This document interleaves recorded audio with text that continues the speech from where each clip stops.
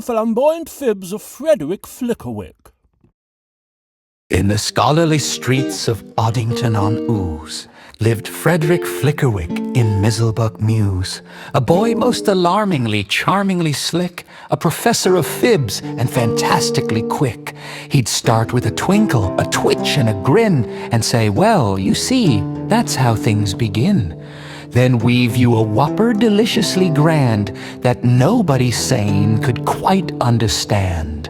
When asked for his essay on smelly French cheese, Fred bowed with grace and a confident ease. Alas, my report was devoured at noon by a time-traveled mouse that came from the moon. He swept in through the window and spotted my work, then gobbled it down with a chew and a smirk. When late for his porridge, he'd calmly proclaim, "I was captured by crumpets who knew me by name. They crowned me their king in a kingdom of jam, where I fought with a fork-wielding raspberry ram. We debated in rhyme on the ethics of toast. He won, I'll admit, by a marmalade post." When caught in part of the library where he shouldn't be found, he explained to Miss Pruitt in a tone so profound, "I was eating my lunch and reading the books when my boiled egg hatched into 25 rooks. They flapped through the fiction, devoured some prose, then sneezed out a sonnet and fled up my nose." To the headmaster's question, "You skipped school again?"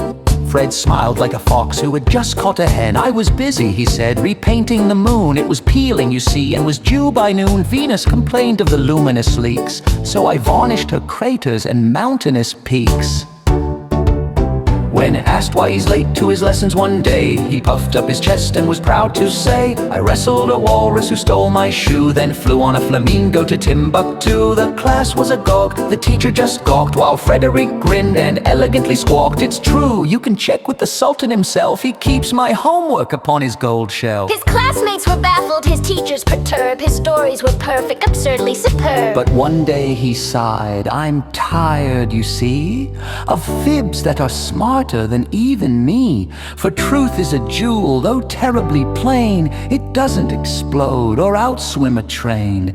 Yet somewhere between the fact and the fib is a world you can visit if you just ad-lib."